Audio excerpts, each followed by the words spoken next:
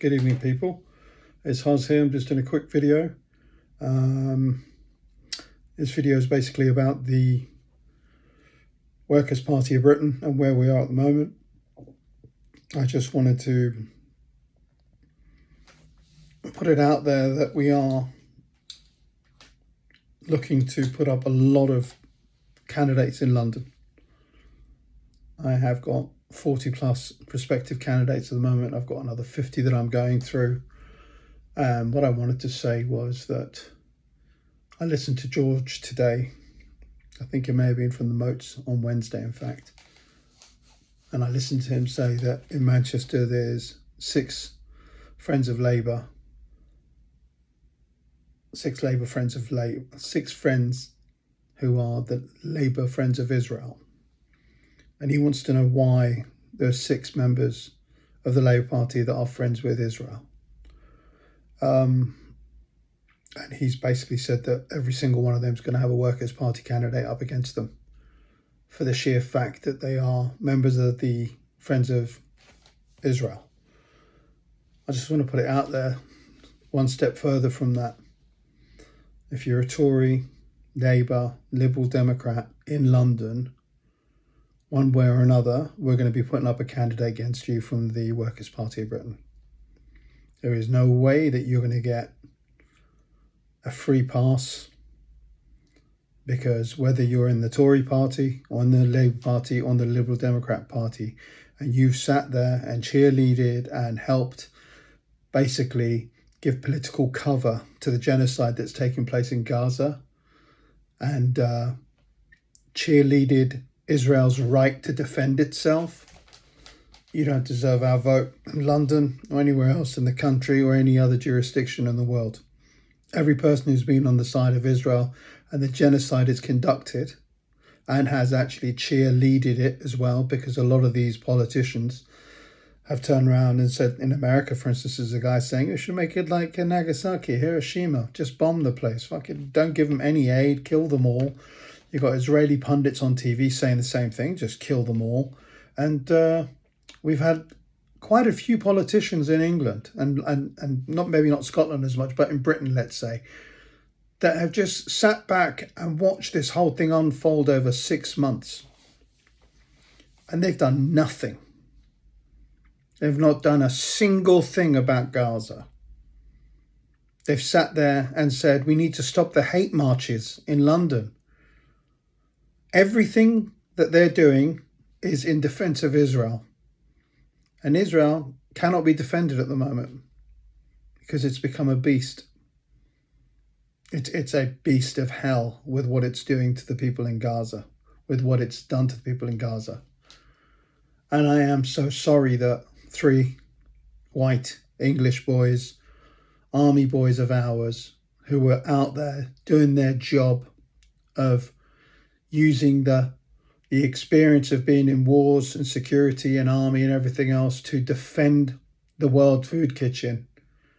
And that's what they chose to do. They chose to defend a charity that was doing the work of God, call it what you will. And I'm not religious, but let's just call it that. They murdered those 3 people. And it's just starting to get our commentators to start saying, well, maybe now is the time to think about stopping selling arms to Israel. Like 30,000 plus, 13,000 kids, the other third women murdered by the Israelis out of hand using AI to kill them. That didn't count. I am so unhappy for the family of James Henderson and the other 2 whose names I can't recall at the moment, and it's not fair that I can't, and I should do, but I'm not going to stop the video for that. But all 3 of them are blessed, as are the girl from Australia, as is the American Canadian, as is the Polish lad, as is the Palestinian driver who was driving around. All of you 7 people being involved in what has now proven to be basically a rat running from one double-barrel shotgun at a time trying to escape it. You're just trying to run away from the eye in the sky, this drone that can see in the dark and whatever else, and you just got murdered by it. And we still haven't got our government stopping, and we still haven't got the Labour Party asking us to stop arming Israel, because they don't have permission from Israel to do that. So the point about the Workers' Party is this. I can guarantee you 100% that we will never, ever have a Friends of Israel as the Workers' Party of Britain. Because we don't want to be complicit in war crimes. We don't want to be complicit in genocide. We don't want to be complicit in ethnic cleansing. We don't want to be complicit in apartheid. And every member of parliament who is a friend of Israel is all four of those things in one. And you know you are, and you've actively supported it, and you've made sure it continues. There has not been a stop of flow of weaponry from Britain to Israel. And the worst part is this. Elbit uses drones to kill, and they use the killing, like the machine that they use the killing with is occasionally used from Britain. So we could have had our soldiers murdered from our own land, by our own equipment, produced and created by British companies, who are also Israeli companies, to murder our own troops. That's why we as the Workers' Party will not be joining any kind of coalition with anyone that is a Friends of Israel. Not a single one of those members of parliament will ever get any kind of reprieve from us. We think every single person who has allowed this to happen by not demanding and calling for a ceasefire immediately, as you saw the numbers go up, every single one of you is responsible. That's a stain on your soul, because you are members of parliament and supposed to be the elected representative, of 650 constituencies made up of 70-odd thousand people. And you have ignored the will of 70% of those. For one reason and one reason only, to keep supporting Israel. To keep supporting your master, Israel. And let's be frank. If it had been Russia that had been doing this, they'd have got 1,000 sanctions done on them. But because it's the Israeli masters, that Keir Starmer had to phone the president of Israel to ask him if the ceasefire that the SNP motion was going to be putting through was acceptable. And he said, no, it's not acceptable because it holds Israel to account. Then you know that our democracy is no longer a democracy. We've had an invasion into our politics by Israel. Nothing else. We're a captured state. So I give you my word. I give you a promise that every single seat that has got a Friends of Labour, Labour